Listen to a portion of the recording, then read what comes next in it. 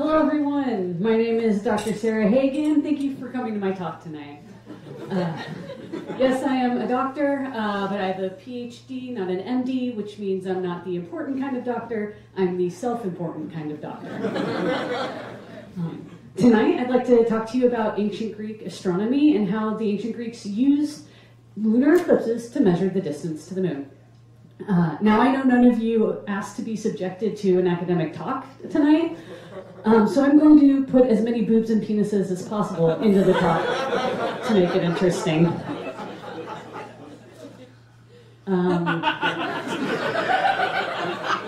This is actually all the boobs and penises I could fit. The rest of the talk will be boring. Actually, it's going to be worse than boring. Because I like to recreate nightmare scenarios in the real world, I have created a pop quiz that I'm going to give you, which you haven't studied for. So this is something that is known now, like how far away is the moon? So show of hands, how many of you think it's about 10,000 miles away? No hands? What about 10 million miles away? Any takers? Smart crowd. What about hands? About 100,000 miles? Anybody? All right, I see a few hands. What about a million miles? Anybody? All right, I see a few hands. It turns out the moon is actually just 12 miles away. No, it's not. It's not. But the full moon is actually only 20 feet away.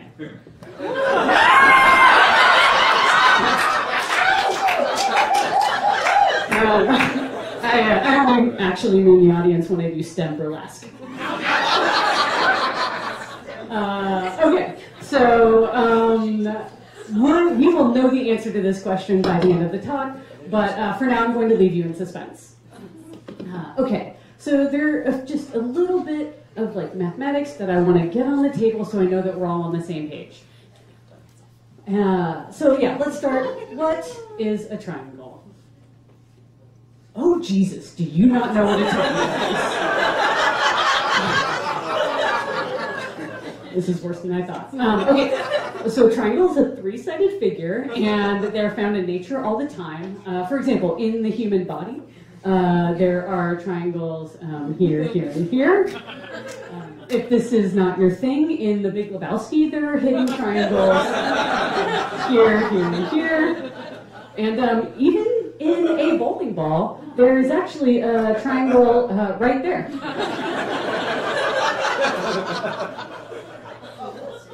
Okay, so there's just a little fact about triangles I need you all to know for this talk. If you have two triangles that are the same basic shape, just different sizes, what's going on is that the triangle, say on the right here, the sides are just a scaled up version of the sides of the triangle on the left. So, if this triangle on the left has left side A, top side B, bottom C, and say the triangle on the right, the left side is 2A, then the side on top is going to be twice the top side, and so, all right, what's the bottom going to be? 2C. No, it's the cube root of pi. Doesn't anyone remember the Pythagorean theorem? No, you were right, it was 2C. It was 2C. Okay. This principle of geometry is known as the triangle Viagra law. And it is the only piece of mathematics I need you to know for this talk. So please remember this in 5 minutes. Okay. There are also a couple of physical facts that we need to get on the table. In particular, we need to talk about the curvature of the Earth. The first person to actually measure the size of the Earth is this ancient Greek dork with creepy dead eyes named Eratosthenes. And he was able to measure the size of the Earth within 15% accuracy, which is wildly good given the time period that he lived in. Historians believe he was able to accomplish this due to the fact that he couldn't get a date with this as his Tinder profile pic. And look, I know it's not fair of me. I know it's not fair of me to just make fun of this guy who's been dead for 2,000 years. But I just want to draw attention to like what's happening here. It looks like the hair is coming back up the back of his head. And so I looked it up. And like other artist renderings also have it, which makes me think that it's real and was a choice. And I don't care for it. But anyway, the Earth accuracy thing is true and very cool. And so, okay, but not only did he measure the size of the Earth and the curvature of the Earth, for our purposes, what's important is that he measured how thick the Earth is. Yeah. So he was able to calculate that the Earth was about 8,000 miles wide. And, yes. Okay. And so, armed with that knowledge, we can now do some measurements of the moon. And first, we'll start with the size of the moon. The first person to accurately measure the size of the moon is this total smoke show of an ancient Greek, William T. Riker. I'm sorry, Aristarchus of Samos. This hottie knew the size of the moon to within 10% accuracy. It's amazing. Historians are still unclear on how he did it because obviously he spent most of his time conditioning his beard and perfecting his dating profile. Again, this is all made up, except for the exercising naked. That's just wishful thinking. But the heliocentrism, that actually is true. So he's also the first person to posit that the Earth revolved around the sun. Yeah.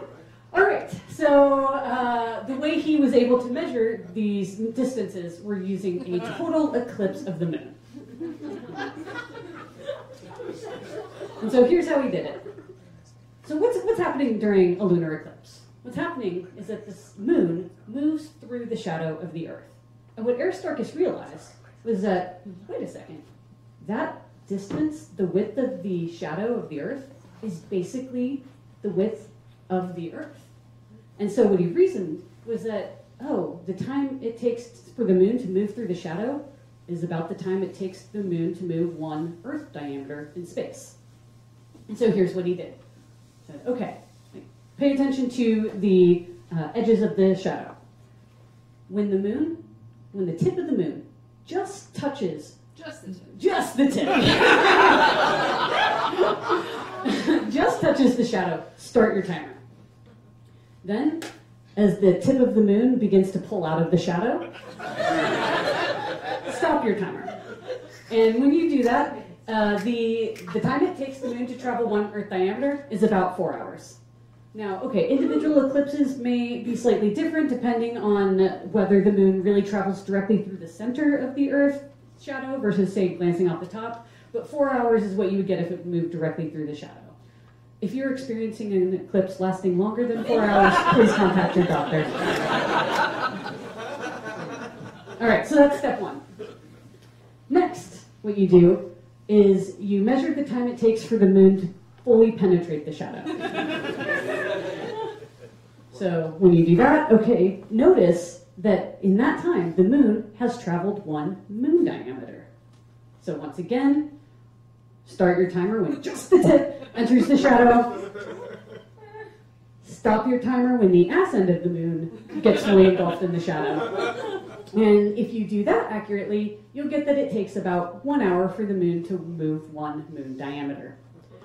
And so Aristarchus reasoned that if it takes 1 hour for the moon to move one moon diameter, and 4 hours to move an Earth diameter, the diameter of the moon must be about 1/4 of the diameter of the Earth. Which is basically right. He is right. And the math actually works out nicely here because the diameter of the Earth is 8,000 miles. And so 1/4 of 8,000 miles is? 2,000 miles. It's the cube root of pi. We've been over this. No, okay, it is 2,000 miles. Okay, so now, using lunar measurements, or using lunar eclipses, we now know how big the moon is. If you're wondering, I just learned something awesome. Yes, you did. My apologies, it couldn't be helped. It was a necessary step on the way to measuring the distance to the moon. Okay, so now let's measure the moon distance. I bet she did. Yes, okay, and this is something that you could do yourself, armed with the information we now have. So if you're going to do this yourself, your first step would be to find a circular object around your home. So, for example, maybe you have this creepy-ass Gorgon drachma, or a sequined nipple pasty, or, you know, whatever Dave Matthews Band CD you lost your virginity to. Honestly, any Dave Matthews Band CD will do. No need to remove Under the Table and Dreaming from its hermetically sealed display case. But yeah, okay, so once you have your circular object, next, find a friend. Sorry, the toss knees. But okay, once you have your friend, what you want to do is have your friend hold your Dave Matthews Band CD so that it just covers the moon in your field of vision. So okay, so say this is you with your Bonnie Tyler haircut because you think Aristarchus would like it. Here's the moon. And the moon will take up a certain amount of space in your field of vision. Okay, this is purely for the D&D fans. Oh, I wonder. But okay, your friend is going to have to hold the CD up pretty high, so have your friend grab his baby and have the baby hold the CD. And have it hold the CD again so that it just covers the moon in your field of vision. And when you do that, we have two triangles that are the same shape but different sizes. So here, the triangle from your moon to the diameter of the CD is the same shape, just a smaller version of the triangle made from your eyes to the diameter of the moon. So now, all we have to do is make some measurements of the smaller triangle, apply the triangle Viagra law, and then we're good. So let's do it. Okay. So the diameter of a CD, or at least the CD every day, is 4.75 inches long. Oh. Get out of here, Tasha. Such a sad sack. Okay. And we've already calculated that the moon is 2,000 miles wide. And so if you do the calculation, 2,000 miles is about 27 million times bigger than the CD. Whoops. Okay, so the moon is 27 million times bigger than the CD. Now, let's measure the distance from you to the CD. And your friend would actually have to stand kind of far away, but if you did this in real life with a CD that size, you would measure that the center of the CD to your eye is about 45 feet. And so the distance to the moon is now 27 million times bigger than 45 feet, which is 3.1 billion Dave Matthews CDs. Or if you're doing the standard change of variables, it's actually 203 million Dave Matthewses. Or again, then the standard converting to miles is about 230,000 miles. So that's it. So for those of you who are, in suspense from that first slide of the pop quiz, this answer B was correct. It's on the order of 100,000 miles.